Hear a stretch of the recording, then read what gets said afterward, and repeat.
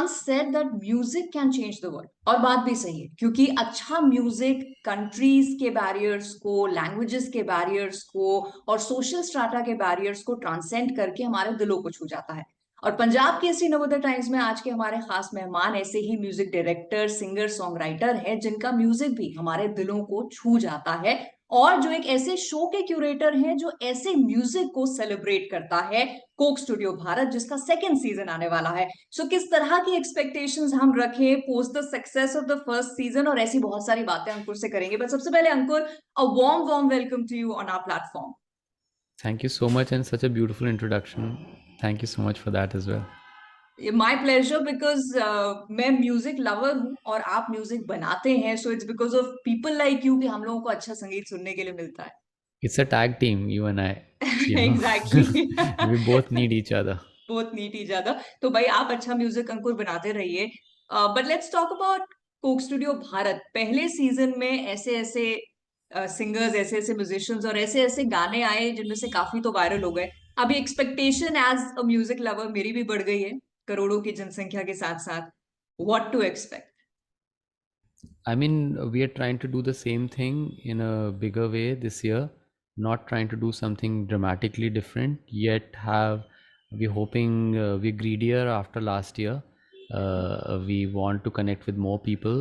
We realize that, as you said in the introduction as well, music can change lives, and it did touch a lot of hearts. And the mission this year is to connect with more hearts and make those hearts connect with each other and make uh, a place where there is more love.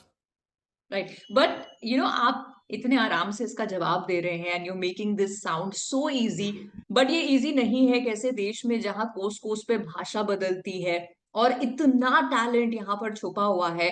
तो वो करोड़ों के talent के बीच में से आपने किस तरह से स्काउट किया टैलेंट? तो टैलेंट स्काउट करने के लिए लकीली काफ़ी सारे लोग मुझे अपना म्यूज़िक भेजते रहते हैं, मेरी टीम को भेजते रहते हैं।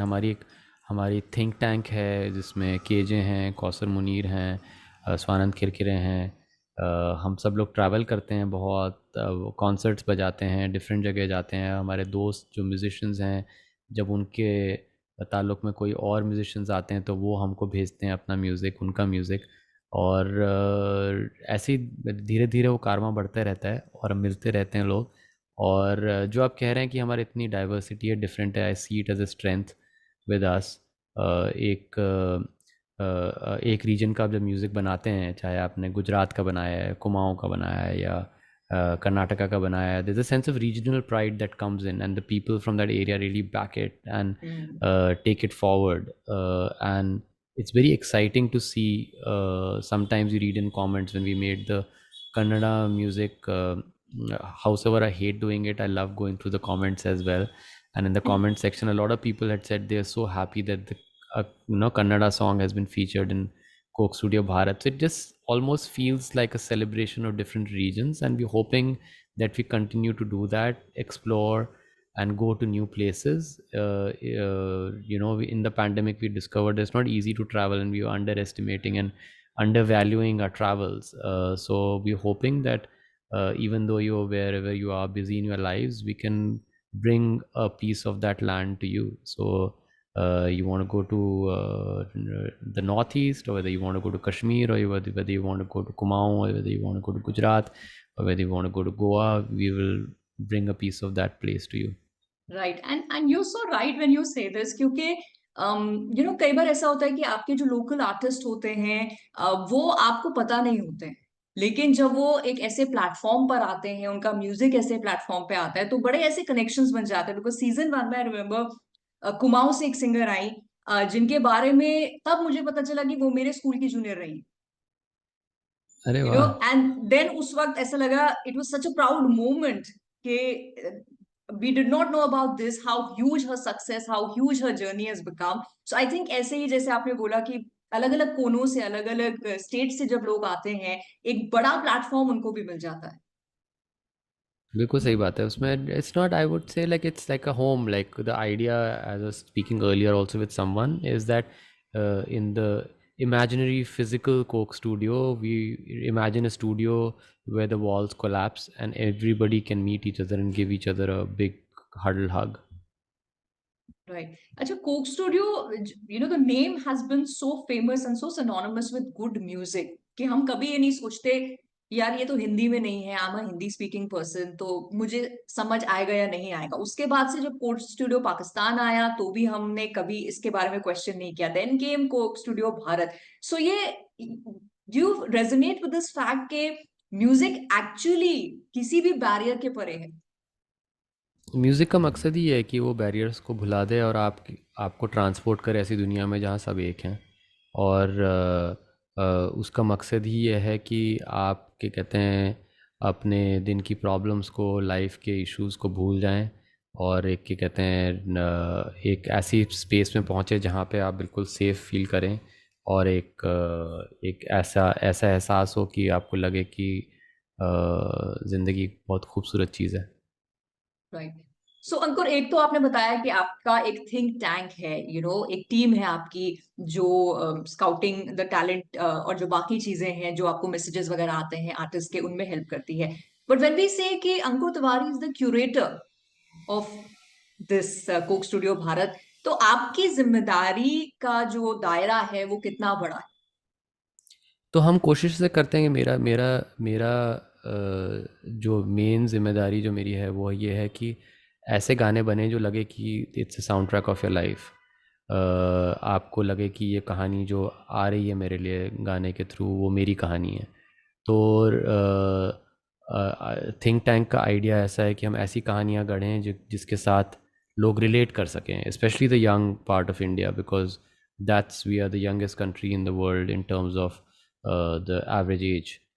So idea है कि the young of our country who going to take our country forward relate with it, they understand it, they feel it's our story, it becomes a part of their life, and we cast people in it, whether it's singers, musicians, composers, lyricists, who can take that story forward and bring in a new angle to the story we are trying to tell.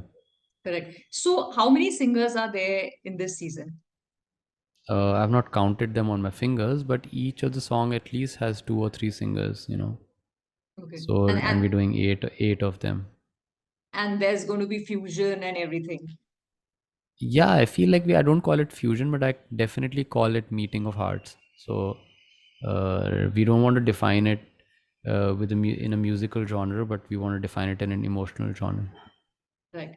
So Ankur, from somebody जिन्होंने indie music को एक बहुत strong पहचान दी है, you've been one of the big contributors in it, to somebody जिन्होंने बॉलीवुड के लिए भी उतने ही खूबसूरत हमको गाने दिए हैं, हमको म्यूजिक दिया है, do you think it's a good phase of a beautiful marriage between the two once again? Absolutely. As I said, the job of art is to collapse walls. And I feel I would definitely want to collapse the walls between mainstream and independent. You see a lot of independent musicians also doing mainstream work, a lot of mainstream musicians also doing independent work.